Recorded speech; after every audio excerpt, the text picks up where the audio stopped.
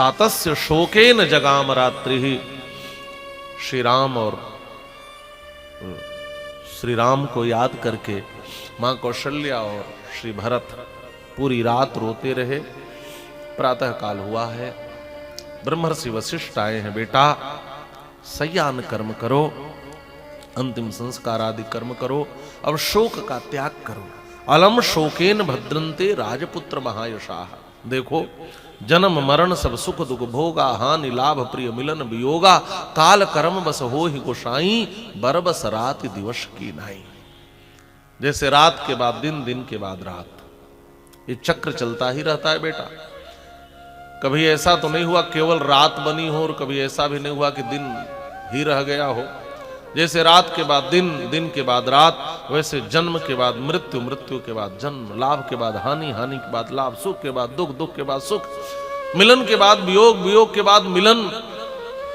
यही संस्कृति चक्र है, और न चाहते हुए भी इस व्यवस्था को सबको स्वीकार करना ही पड़ता है। इसलिए बेटा शोक का त्याग करो, चलो सयान कर्म करो, करो सयानम उत्तमम। पार्थिव शरीर को तैल कटा से निकाला गया, स्नान आदि करवाया गया। बांस का विमान बना है। अयोध्या की भावुक प्रजा ने अपने महाराज को अंतिम श्रद्धांजलि दी है। सरयू के तट पर चिता सजाई गई है। गुग्गल, अगर, पद्मक जैसे सुगंधित द्रव्य चंदन की लकड़ियों पर डाले गए हैं। भैया भरत ने मुखाग्नि दी है। महाराज श्री दशरथ का अंतिम संस्कार हुआ है। यहां मानसकार लिखते हैं कि माताएं जब सती होने के लिए आगे बढ़ी हैं तो भैया भरत माताओं के चरण को पकड़ लिया। मां कौशल्या के चरण को पकड़ के रोने लगे।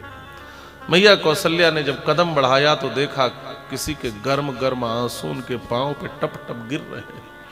जब नीचे की ओर देखा तो देखा भरत पांव पकड़ के रो रहे हैं।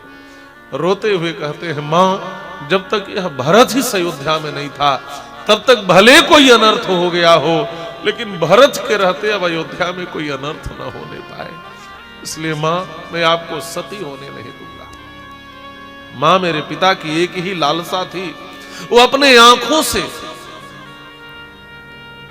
अपने राम को राजा बनते देखना चाहते थे, लेकिन उन्होंने तो अपनी आंखें बंद कर ली।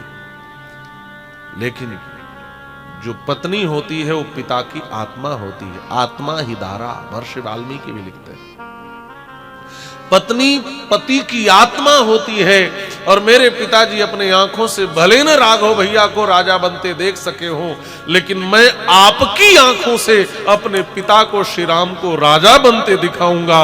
यह मेरा वादा है मां, इसलिए मैं आपको सती होने नहीं दूंगा। मां सुमित्रा को भी रोका, कैकेयी अम्बा से भी कहा। तो जीते जी सुख तो नहीं दे पाई कैकेयी, लेकिन मरने के बाद तो उनको तो पीड़ा देने के लिए पति लोग को मत जा सती होकर। मानो महारानी कैकेयी को अपनी गलती पर पश्चाताप करके उसके प्रायश्चित का अवसर महारानी कैकेयी को भी दिया है। यह मानसकार भी लिखते हैं।